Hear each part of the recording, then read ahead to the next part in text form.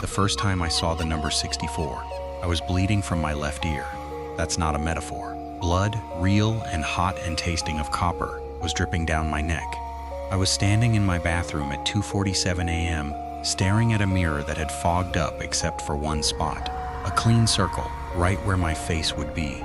And inside that circle, written backward in the condensation, as if someone had pressed a finger against the glass from the other side, were two digits, 6 and 4. I didn't write them. I was holding a towel to my ear, trying to figure out why I'd woken up with the sensation of a needle being pushed slowly into my eardrum. I hadn't touched the mirror, but there it was, 64, backward. And when I leaned closer, I realized the digits weren't just condensation. They were etched into the glass. Shallow scratches that caught the light like tiny fishing hooks. The bleeding stopped after a few minutes. The ringing in my ear didn't. A low, constant hum, like a refrigerator in an empty house. The doctor I saw the next day said it was probably a ruptured vessel. He gave me antibiotic drops and told me to avoid loud noises. He didn't say anything about numbers appearing on bathroom mirrors. I didn't mention that part. I should have mentioned it. I should have told someone everything. But when you hear a story about a cursed number, you think it's fiction. You think it's a campfire tale for people who believe in ghosts and omens and the kind of bad luck that comes in threes. You don't think it's going to happen to you. Not to an accountant. Not to someone whose biggest risk is a paper cut from a W-2 form. But the number 64 wasn't a curse. Not in the way you're thinking. It was a frequency, a sound. And once you heard it, you couldn't unhear it. It lived in the spaces between other sounds, under the hum of fluorescent lights, beneath the static of a radio tuned between stations, behind the high-pitched whine of an old television warming up. I started noticing it everywhere, not visually at first, auditorily, a low droning note that seemed to come from no source. I'd be walking down the street and suddenly feel it in my molars, a vibration, a resonance. Like a tuning fork had been struck somewhere deep underground, and the earth was singing back. I asked my neighbor if he heard anything strange. He said no. I asked my coworker. She said I looked pale and should go home early. I asked my brother, who's a sound engineer and thinks he knows everything about acoustics. He brought a spectrum analyzer to my apartment and measured the ambient noise. Everything was normal. Everything except one frequency. At 64 hertz, the analyzer spiked. Just a little. Just enough to be real. Weird, he said. 64 hertz is the resonant frequency of concrete. Sometimes buildings just hum. He shrugged it off. I couldn't, because that night I dreamed of a room. Not a hallway, not a door. A room, square, white, no windows, no furniture. Just 4 walls, a floor, and a ceiling. And on each surface painted in black, the number 64. Dozens of them. Hundreds.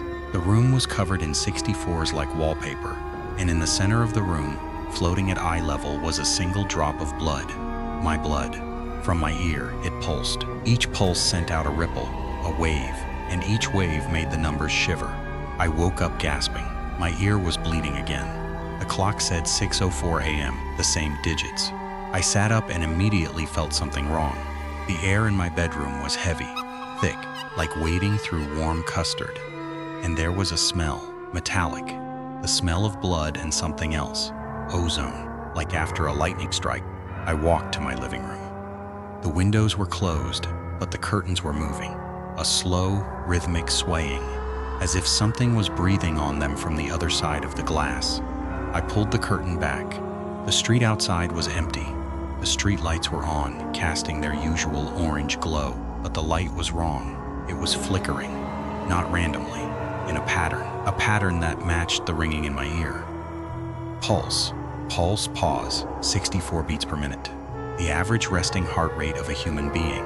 Except I wasn't resting. My heart was slamming. I counted my own pulse, 112. So the rhythm wasn't mine. It was the house's. The house had a heartbeat, and it was slow, too slow. The heartbeat of something that had been sleeping for a very long time and was just now starting to dream. I did what any rational person would do. I left. I grabbed my keys, my wallet, my phone, and I walked out the door. I didn't even pack a bag. I just walked. down the stairs, through the lobby, out into the parking lot, and I kept walking, past my car, past the dumpster, past the streetlight that was flickering in 64 BPM. I walked for 3 hours, until the sun came up, until the ringing in my ear faded to a whisper, until I found myself in a part of the city I didn't recognize, old warehouses, empty lots, a stretch of railroad tracks that hadn't been used in decades. And there, at the end of a dead-end street, a building. It wasn't a house. It wasn't a motel. It was a factory. Red brick, grimy windows, a smokestack that leaned slightly to the left like a tired old man. And above the main entrance, chiseled into the stone lintel, a date, 1864. And below that, in smaller letters, my blood went cold, not because of the number, because of the sound. The humming was back, louder now, stronger, and it was coming from inside the factory. I should have turned around. I knew I should have turned around, but the humming was pulling me, not like a magnet, like a song you can't stop humming yourself, like an earworm that has burrowed into your cochlea and laid eggs. I walked to the entrance. The door was steel, massive, rusted at the edges, but it was unlocked. It swung open with a groan that sounded almost human, almost pain. Inside, the factory was dark. The air was cold and smelled of oil and old smoke. My footsteps echoed off a concrete floor that was slick with something I didn't want to identify. I pulled out my phone and turned on the flashlight. The beam cut through the darkness and landed on a row of machines. Ancient things, cast iron and leather belts, flywheels and pistons. Machines that hadn't run in over a century, but they were moving, not fast, not with power, just a slow, creaking shudder, as if something was trying to wake them up, as if something was pushing against the gears from the inside. I walked deeper into the factory. The humming grew louder. It wasn't coming from the machines. It was coming from the floor, from beneath my feet. I knelt down and pressed my palm against the concrete. It was warm, and it was pulsing. The same 64 BPM, the same slow, steady heartbeat. That's when I saw the hatch. A metal plate set into the floor, flush with the concrete, square, about 3 feet on each side, and on the plate, welded in iron, the number 64. I grabbed the edge of the hatch and pulled. It didn't budge at first. I pulled harder. My fingers slipped. The metal was wet.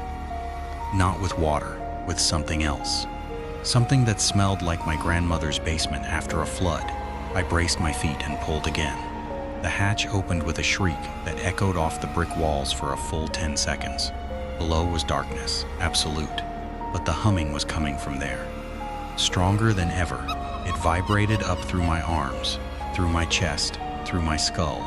I could feel it in my teeth, in the fillings, in the roots. I pointed my phone's light down into the hatch. There was a ladder, iron rungs bolted to a stone shaft, and at the bottom, maybe 30 feet down, a light, not electric, something else, a soft amber glow, the same color as the blood that had dried on my neck. I climbed down, one rung at a time. The iron was warm and slick. My phone slipped from my hand about halfway down. I watched it fall, the light tumbling end over end, until it hit the bottom and went dark.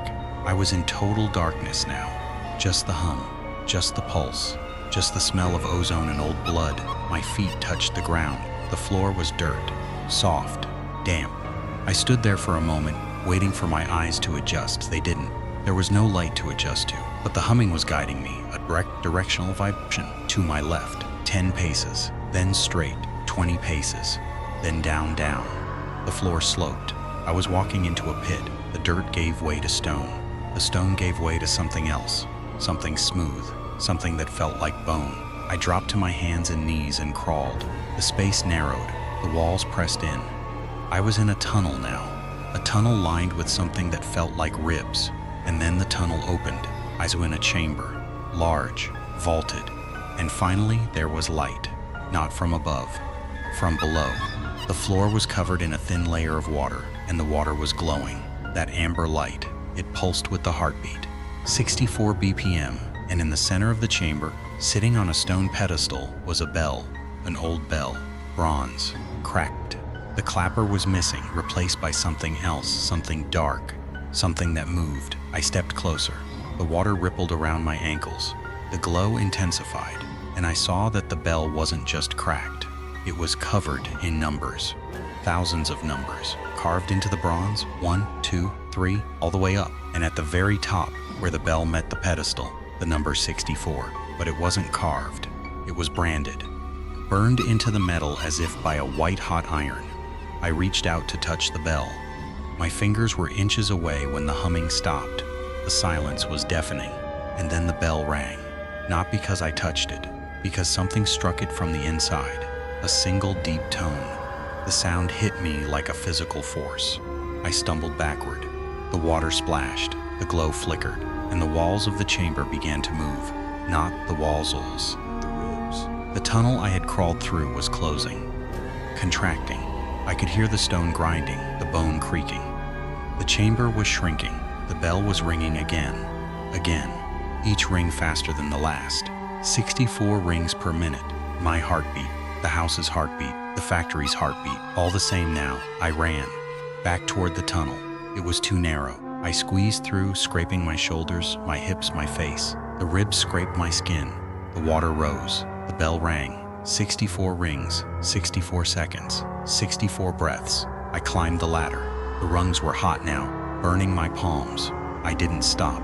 I reached the hatch, pulled myself out, and collapsed onto the concrete floor of the factory. The machines were still. The humming was gone, but the ringing was in my head. It would always be in my head. I staggered outside. The sun was setting. I had been down there for hours, or minutes, or days. I couldn't tell. My phone was gone. My wallet was gone. My left ear was bleeding again, but the blood was amber now. Glowing faintly, I walked home. It took me 6 hours. No one looked at me. No one spoke to me. I was invisible, or maybe I was already becoming something else. Something that exists between the rings of the bell. That was a month ago. I've been back to the factory 3 times. Each time, the hatch is harder to open. Each time, the tunnel is narrower. Each time, the bell rings faster. I'm losing my hearing in the left ear.